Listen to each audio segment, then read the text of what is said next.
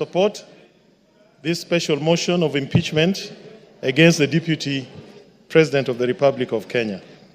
Mr. Speaker, when the wheels of fortune have enabled someone to rise to high eminence, such as the office of Deputy President, so much is expected of them. Unfortunately, from my own personal interaction with the Deputy President, and shortly I will give some examples, I feel he has fallen short of the expectations of that high office. I first came across Mr. Gachagua in the late 80s when we were at the university. And as a matter of fact, he was ahead of us, and I think he was heading one of the district student organizations. He had cleared university, but he had not exited. In other words, he had become a pirate. That was the terminology we used then. He was residing in some place called State House Residence. And what I used to hear about him was not very impressive.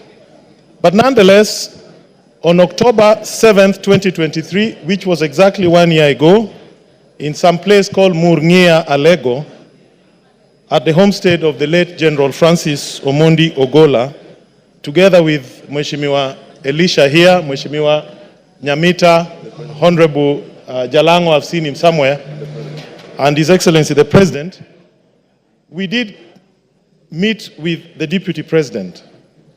And it was about 6:45, he received us warmly, but we were guests of General Ogola.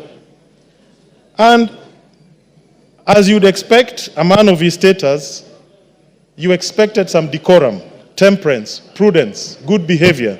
But unfortunately, some of these attributes were not present in his conduct.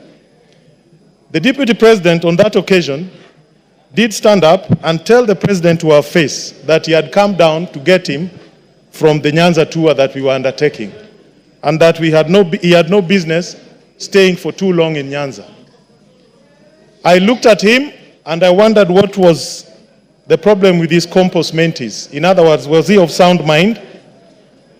And then I asked myself, we were the guests of the late General, why would he want us to exit the homestead of General Ogola? And it bothered me very much, because clearly that was what you and I, as lawyers, we call animus nocendi, intention to harm. Why would he insist that the President has no business being in Nyanza? He said it to our face 3 times, interrupting General Ogola when we were being briefed about the attack that had just been conducted by Hamas on Israel.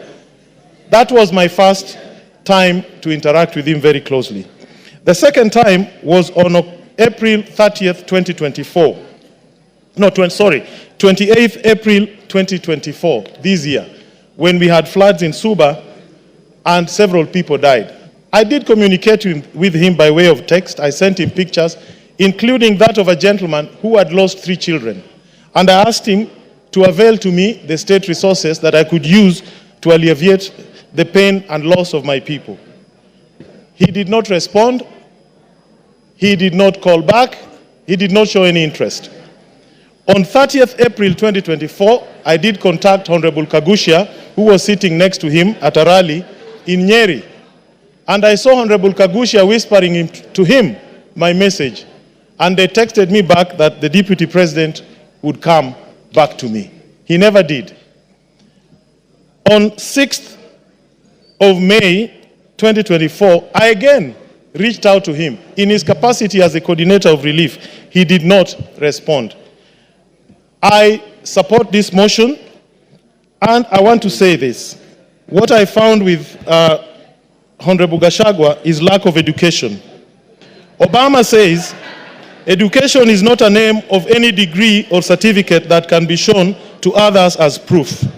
Education is the name of our attitude, actions, language, and behavior with others in real life. I'm on behalf of people of Suba South, I am supporting this motion, and I want to inform the House, our role today as a grand jury is not to establish beyond reasonable doubt any of these charges. Our role is very simple. Our role is to say we have found triable issues, frame the charges, leave that trial to the Senate. And once we do that, we shall have discharged our duty. Mr. Speaker, I fully support